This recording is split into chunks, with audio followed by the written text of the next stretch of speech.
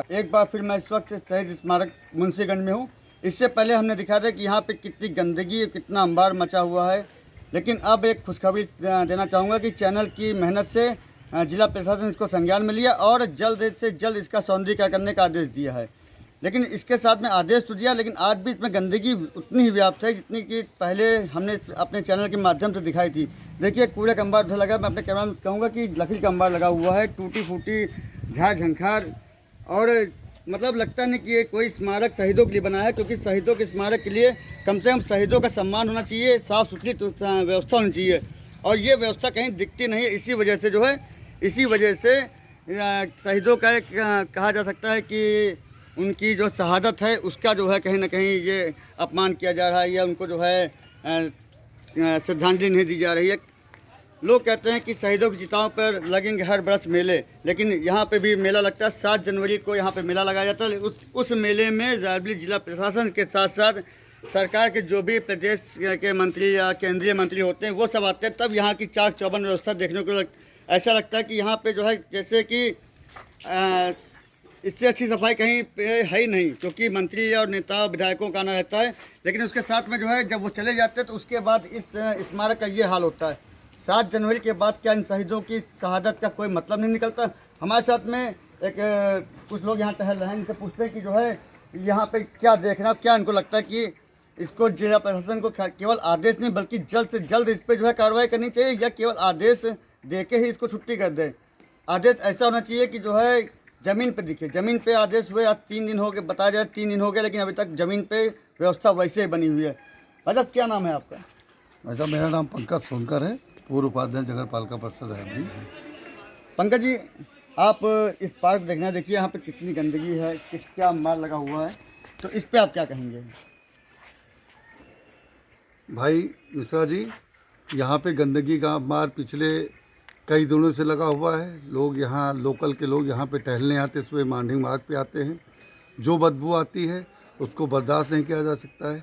लेकिन अभी हमने पेपर में पढ़ा था, न्यूज़पेपर में पढ़ा था कि शायद प्रशासन ने यहाँ पे संज्ञान में लिया इसको सौंदर्यीकरण के लिए, लेकिन कागजों पे कार्रवाई करने से कोई मतलब नहीं। जब तक वो धरातल पे कार्रवाई ना उतरे तब तक आदेश का कोई मतलब नहीं होता हमारे हिसाब से। और यहाँ पे जैसा कि प्रशासन के साथ साथ जो हमारे छोटे मोटे जनप्रतिनिधि हैं, नगर पालिका अध्यक्ष हैं, सभासद हैं, यहाँ पे आके उनको भी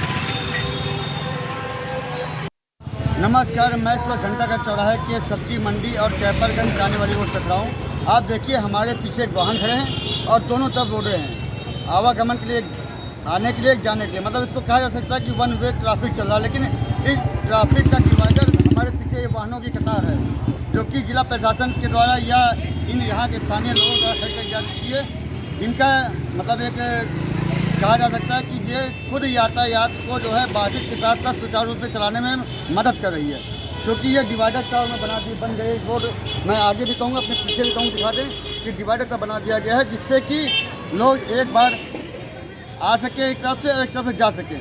लेकिन ये वाहन जो खड़े किए हैं, इससे कहीं ना कहीं अतिक्रमण कुछ ज़्यादा फैल रहा है, क्योंकि 2 पहिया से लेकर 4 पहिया वाहन लग्जरी से लेकर छोटे वाहन तक यहाँ पे हैं।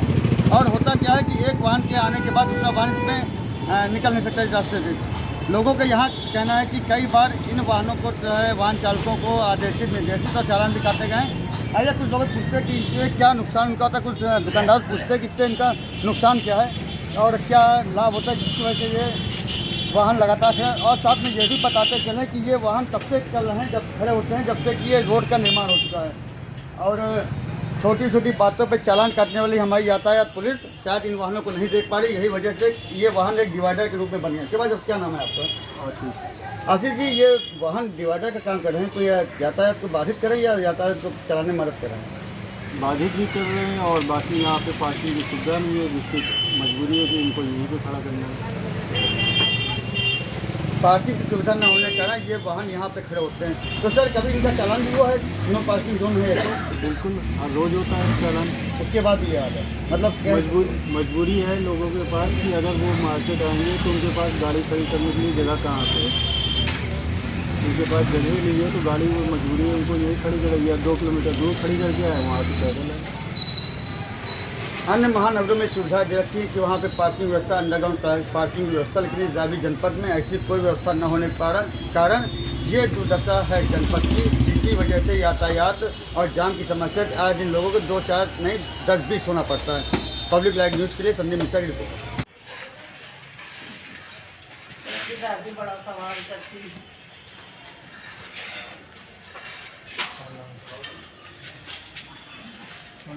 रास्ता खड़ा उधर करना में गबन नहीं ना सब लोग हम नहीं बोल रहे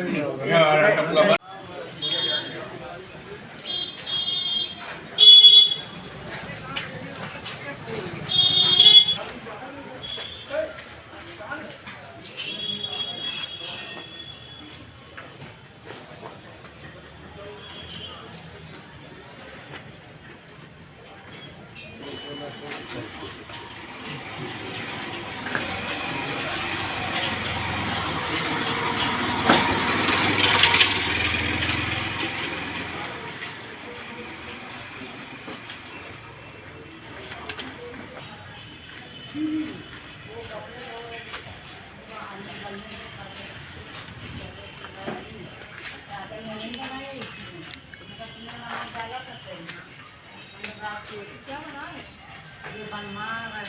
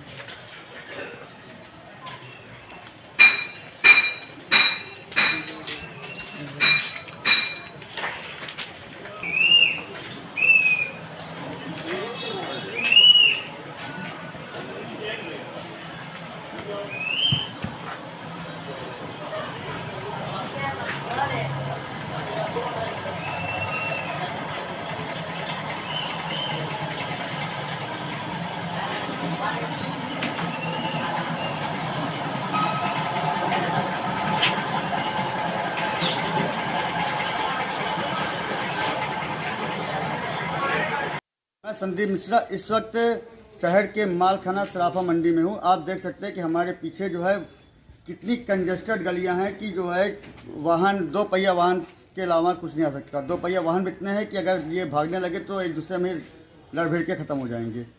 सवाल ये नहीं कि गलियां सकरी हैं, सवाल ये है कि अगर कोई दुर्घटना होती है तो यहाँ की जनता कैसे जो है अस्पताल या एम्बुलेंस या अन्य सुविधा यहाँ कैसे पहुँचेगी, क्योंकि बिल्डिंगें देख के लगता है कि कभी भी दुर्घटना कभी भी हो सकती है। लेकिन कैसे लोग पहुँचेंगे, इनसे पूछते जो यहाँ के रहते हैं। क्या भाई साहब, क्या नाम है आपका? आकाश गुप्ता। आकाश जी, इतनी ऊँची ऊँची बिल्डिंग बनी है और जगह इतनी कम है, कैसे कोई घटना हो कैसे जाएंगे आप लोग? ऐसे ही जाना पड़ता है, इसलिए आप बाहर तक लेके जाइए। नहीं, मान लीजिए कोई बिल्डिंग गिर जाए तब कैसे जाएंगे? जैसे बना हुआ है आज से, क्या कब से बना हुआ है ऐसे ही, तो ऐसे चल रहा काम। लोगों ने आगे आगे बढ़वा लिया है। इधर आप निकल जाएं, नालों के ऊपर दुकानें बनी हुई हैं पूरी। इधर जाइए, नालों के आगे दुकानें बनी हैं, लेकिन किसी ने ऑब्जेक्शन करते हैं तो वो है कि जो है पैसा खिलाने के बाद नगर पालिका में वो चले जाते हैं। फिर एक बात सबसे सही निकल के आती है कि अगर शासन, सरकार और सत्ता चाहे तो ऐसा कुछ भी नहीं हो सकता जिससे कि आम जनता को समस्या पैदा हो। हम अपने कैमरामैन से जाएंगे, हमारे साथ में चलते हुए दिखाते चलें कि जो है कितनी सकरी गलियां हैं कि जहाँ से निकल पाना एक व्यक्ति के लिए सिंगल पैदल निकल पाना मुश्किल है। अगर दुर्घटना होती है तो ये लोग कैसे जाएंगे? इसको पूछते हैं, हमारे साथ एक बुजुर्ग हैं, इनसे पूछते हैं। बाबू जी, कब से बिल्डिंग में ऐसे कैसे काम चल रहा है? अगर कोई घटना हो जाए, गिर जाए बिल्डिंग, तो कैसे जाएंगे अस्पताल जो है? अरे गलियां तो आगे रास्ता ही बंद है आगे की, तो दुकानें खुली हुई हैं। क्यों बंद है रास्ता? अभी तो जाने मतलब कैसे क्या है, काहे लिए बंद करें, मतलब जो है काहे लिए कई बार के लिए बताया भी गया कि रास्ता खोले यहाँ के आगे के, मानते ही नहीं आगे के लिए। ये पहले वहाँ बताते चले कि लगातार दुकानों पे कब्जे। एक बात है कि अतिक्रमण कर रखा है लोगों ने, जिसकी वजह से आवागमन बाधित है। और यहाँ ये भी बताते चले कि जो है किसी भी प्रकार के अतिक्रमण पे जो है सरकार लगातार कह रही कि बर्दाश्त नहीं किया जाएगा। किस तरह का अतिक्रमण नहीं बर्दाश्त किया जाएगा? ऐसे लोगों की जान निकलने के बाद नहीं बर्दाश्त किया जाएगा, या इससे पहले इस पर विचार होगा। क्यों भाई साहब, इतनी ऊंची बिल्डिंग है, अगर कोई घटना होती है तो कैसे काम चलेगा? यहाँ सबसे ज़्यादा ये किराना मार्केट वाला एरिया है, बैक किराना मार्केट का, और ये सबसे जो है घना मोहल्ला है। और यहाँ पर इतनी स्थिति खराब है कि अगर इमरजेंसी में किसी मरीज को ले जाना पड़े तो ले जाया नहीं जा सकता है। इधर 200 मीटर तक आदमी गाड़ी नहीं ला सकता है, और उस रोड पर, चौड़ी रोड पर आगे 2 गुमटियाँ लगा करके रास्ता बंद कर दिया गया है। वो जबकि न ऐसी जगह, न धूल की जगह है, और उस पर जो है पहले कभी साइकिल स्टैंड था। नमस्कार, एक बार